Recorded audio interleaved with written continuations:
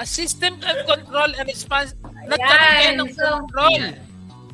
So sinasabi lang dito, sir, na yung kailangan siguraduhin nila na yung template ng audit instrument is nakalagay itong mga to, taxpayer's name, PIN. Meron bang name? Parang minsan wala. Hindi, meron yan. PIN. Meron. Then tax types covered in the corresponding taxable period. Oops! Teka lang, ha? Tax types covered, pero yung taxable periods, it's a question mark. Di ba? Kasi law was supposedly is period. Banda doon, sir. Banda doon. Mukhang nilagyan nila ng S.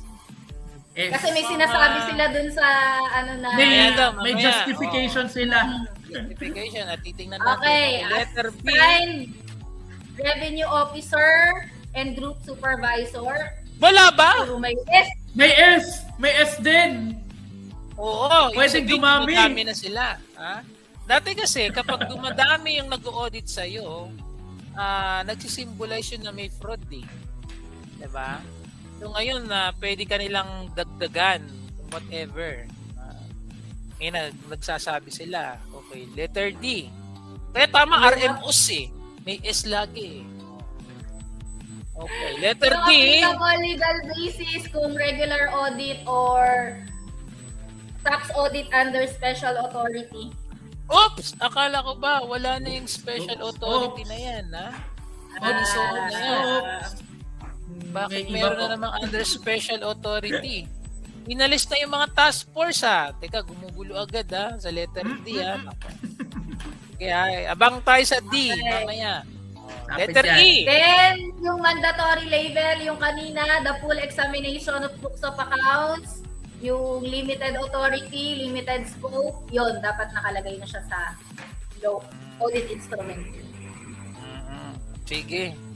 Nilagay lang nila yung matagal ng given. Yes. So, mandatory na yung include. Nilagay lang to kasi para kailangan ayusin nung ISG yung template. Para sa template. Okay, sige. Yes. Okay. Yan yung minimum. May nagbago ba? Parang wala pa din.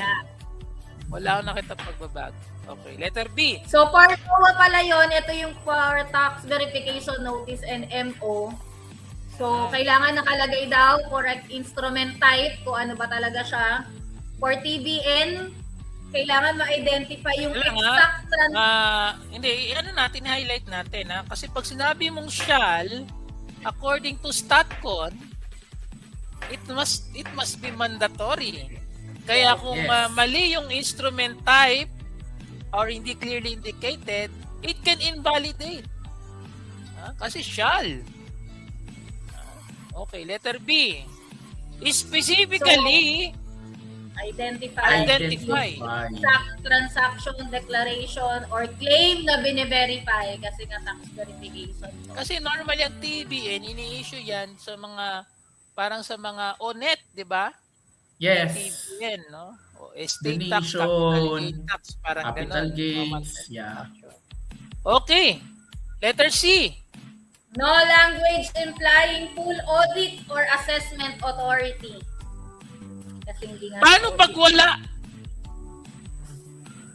Anong wala? So, ibig sabihin, may invalidate. Magiging erroneous yung document. Diba? Kapag may nilagay sila. Oo. Pag wala silang nilagay, di tama yung nila, letter. Kailangan Kasi walang no nakalagay language about talaga, assessment. Kasi pag sinabi mong assessment, may computational. Yes. So, ulitin natin, hindi tayo magbabayad kapag mga MO at TBN. Yes. And letter D, the applicable mandatory labels and identifiers. Ayan na! Reflected dun sa issued documents. oo, pero May identifier. may bago ba rito? Ito, given lahat to dati. Inuutusan nila tong, sabagay yung RMO para sa mga BIR talaga yan. Yes. Tapos imi-measure natin yung mga ROs, mga GS kung sumusunod sila sa RMO nila. No? So sa akin, hindi ko makita yung ano yung bago.